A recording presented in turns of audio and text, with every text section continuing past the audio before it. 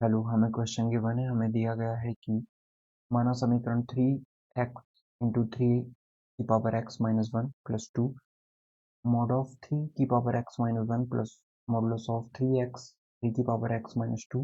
ये सभी वास्तविक मूलों का समुच्चय आपको बताना है, जिसे हमने s से रिप्रेजेंट किया है। सबसे पहले हम इक्वेशन देख लेते हैं। Three to the power x three to the power x minus one plus two equal to mod of three to the power x minus one plus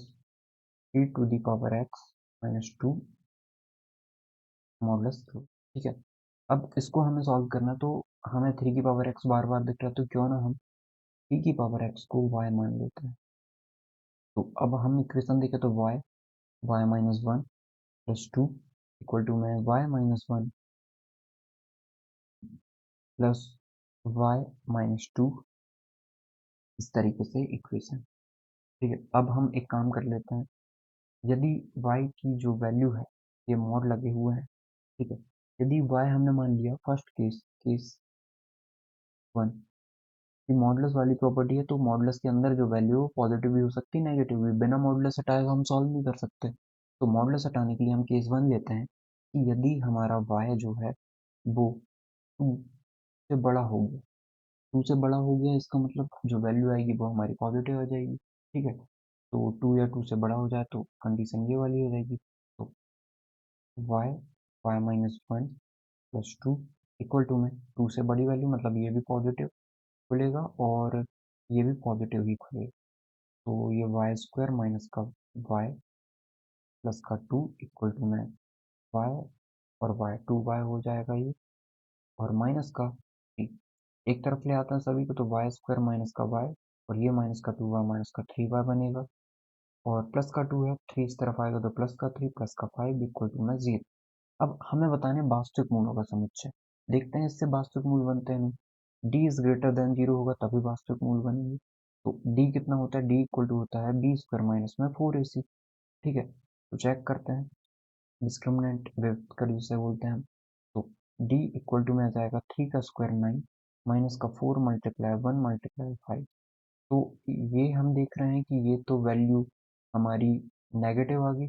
negative आ गई मतलब D is less than zero है, तो ये तो वास्तविक root आएंगे नहीं, इसका मतलब ये केस पॉसिबल नहीं होगा। ठीक है, मतलब ये केस जो हमने दिया उससे वैल्यूज नहीं मिल रही हमें। इस सेकंड लेते हैं। इस सेकंड में हम क्या लेते हैं कि यदि हमारी y की वैल्यू जो है, y की वैल्यू यदि वन से बड़ी होती, ठीक है, तो हम कितनी कंडीशन ले सकते हैं। यदि हम यहाँ पे देखें तो y की दो वैल्यूज है, एक तो है वन, एक तो है टू। ठीक है, तो हम क्या कर रहे हैं, हमने एक बार टू से बड़ी वैल्यू लेके देख ली। अब हम वन और टू के बीच में वैल्यू लेके देख लेते हैं, एक बार वन से छोटी वैल्यू लेके देख लेंगे। तो अभी हम क्या करते हैं, वन की वैल्यू वन और टू से के बीच में ले लेते हैं। ठीक है, ये वैल्यू वन या वन से बड़ी होगी और टू या टू से छोटी होगी, तो क्या कंडीशन होगी। तो हम देखें कि ये वैल्यू तो नेगेटिव हो जाएगी। कौन सी वाली, वाई माइनस टू को यदि हम देखते हैं तो जो हमने माना है, ठीक है, तो ये वैल्यू कौन सी होगी। यदि वन और टू के आप बीच में लेते हो तो वैल्यू, जैसे आपने वन और टू के बीच में कोई 1.5 ले लिया, 1.5 में तो ये छोटी वैल्यू आ जाएगी ना। कौन सी वैल्यू, ये वैल्यू छोटी आ जाएगी। ठीक है, तो आप एक काम करो, टू या टू से बड़ी वैल्यू इसके लिए देखा हमने ये। हम एक काम करते हैं, अब हम इसको हटा देते हैं। ठीक है, कि वन या वन से बड़ी वैल्यू के लिए क्या होगा। तो वन, और हमने वन कंसिडर किया है और टू कंसिडर नहीं किया। ठीक है, क्योंकि टू कंसिडर करेंगे तो भी तो पॉजिटिव वैल्यू आएगी, इस पे ही आ गया वो। तो अब हम देख लेते हैं इस वाले कंडीशन पे कि वन से बड़ी वैल्यू है पर टू से छोटी वैल्यू। तो ये हो जाएगा y y minus one plus का टू इक्वल टू में वाई माइनस वन। ठीक है, ये तो पॉजिटिव आ जाएगा क्योंकि वन या वन से बड़ी वैल्यू है, और वाई माइनस टू, टू के अंदर वैल्यू, टू के अंदर वैल्यू मतलब ये नेगेटिव साइन के साथ ओपन होगा, तो माइनस वाई प्लस का टू हो जाएगा। वाई का स्क्वायर माइनस का वाई प्लस का टू इक्वल टू में ये दोनों कैंसिल आउट हो गए। ये आ गया है माइनस का प्लस का वन, तो इस तरफ आएगा तो माइनस का वन हो जाएगा। इस तरफ आएगा माइनस का 1 इक्वल टू में 0, तो y square minus y plus का 1 इक्वल टू में 0, डी निकालते हैं तो D B square minus 4ac होता है, चेक करते हैं ये बी का स्क्वायर 1 माइनस का 4, तो ये भी डी इज लेस देन 0 आ गया, इसका मतलब ये भी हमारा रियल रूट नहीं देगा। अब केस थर्ड हम देख लेते हैं यहाँ वाली वैल्यूज के लिए, तो केस थर्ड यहाँ वाली वैल्यूज के लिए देखें हम, तो y की वैल्यू 1 से भी छोटी होनी चाहिए, ठीक है, तो क्या कंडीशन होगी, तो y माइनस 1 प्लस 2, दोनों ही नेगेटिव हो जाएंगे, तो ये भी नेगेटिव हो गया और ये भी नेगेटिव हो गया, माइनस वाई प्लस 2, ठीक है, तो y का स्क्वायर माइनस का y प्लस का 2 इक्वल टू में माइनस वाई माइनस का 2y और प्लस का 3, इस तरफ लेके आते हैं तो वाई स्क्वायर है, इस तरफ आएगा तो प्लस का 2y मतलब प्लस का y बचेगा, और इस तरफ आएगा तो माइनस का 3 मतलब माइनस का 1 इक्वल टू में 0, चेक करते हैं b का स्क्वायर माइनस माइनस 4, 4 प्लस 1 5, मतलब डी की यहाँ पे वैल्यू पॉसिबल हो जाएगी, ठीक है, यहाँ पे वैल्यू पॉसिबल हो रही है, मतलब डिस्क्रिमिनेंट जो है ग्रेटर देन 0 आ रहा है, इसे सॉल्व कर लेते हैं कितनी वैल्यू पॉसिबल होंगी, प्लस वाई माइनस का 1 प्लस का 1 है ना, नहीं माइनस का 1 है, तो माइनस का 1 लिख देते हैं यहाँ पे इक्वल टू 0, इसे सॉल्व करते हैं, तो स्प्लिट तो कर नहीं सकते इस क्वेश्चन को, तो हम ऐसे लिख लेते हैं y इक्वल टू में आ जाएगा माइनस का b माइनस का 1 प्लस माइनस रूट में b का स्क्वायर माइनस 4ac b का स्क्वायर 1 माइनस माइनस 4, ठीक है, प्लस का 4 2 मल्टीप्लाई 1 2, तो ये वैल्यू आ जाएगी माइनस का 1 प्लस माइनस में रूट 5 अपॉन में 2, तो y की वैल्यू आ जाएगी माइनस का 1 प्लस माइनस रूट 5, मतलब एक बार प्लस वैल्यू ले लेंगे हम और एक बार माइनस वैल्यू ले लेंगे, ठीक है, एक बार हमने माइनस वैल्यू ले ली अपॉन में 2, तो y की दो वैल्यूज आ गई हैं, अब कौन सी सेटिस्फाई कर रही है कौन सी सेटिस्फाई नहीं कर रही है वो चेक कर लेते हैं, तो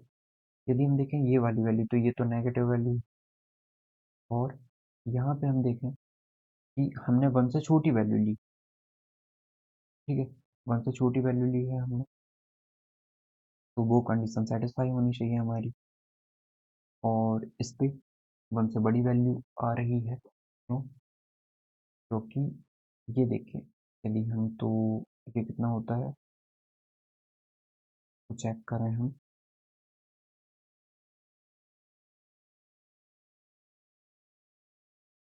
तो इस वाली वैल्यूज के लिए हम देख रहे हैं कि क्या जाएगा अपना y की वैल्यू जब हमने 1 या 1 से छोटी ली थी, ठीक है, तो कौन सी कंडीशन पॉसिबल होगी हम वो देख रहे हैं, तो हम इन दोनों कंडीशन को, यदि हम रूट 5 की एग्जैक्ट वैल्यू निकालें, तो रूट 5 की एग्जैक्ट वैल्यू निकालेंगे तो वो आ जाएगी हमारी 2.23, ठीक है 2.23, तो यदि हम इसको देखें 2.23 अपॉन में 2 सॉल्व करेंगे तो ये आ जाएगा 1.23 अपॉन में 2, ठीक है, इसको सॉल्व करेंगे हम तो ये वैल्यू आ जाएगी हमारी, y की जो वैल्यू है वो पॉजिटिव आ रही है और 1 से छोटी आ रही है, ठीक है, 1 से छोटी वैल्यू आ रही है, मतलब ये सॉल्व हो जाएगा, मतलब ये एक रूट होगा। अब इसको देखते हैं -1 माइनस का 2.23, ठीक है, अपॉन में 2, इसको चेक करते हैं तो ये आ जाएगा माइनस का 1 मतलब माइनस का 3.23 अपॉन में 2, ठीक है, तो ये वैल्यू आ रही है y इक्वल टू माइनस का 1 पॉइंट समथिंग कुछ, ठीक है, तो y की वैल्यू 1 से छोटी ली थी तो अभी भी 1 से छोटी ही हम बोलेंगे ये वैल्यू को, ठीक है, लेकिन हमें एक कंडीशन ये बनती है यहाँ पे कि सभी वास्तविक मूलों का समुच्चय, ठीक है, अब हमें पता है कि y की वैल्यू यदि नेगेटिव लोगे आप, y किसके इक्वल था,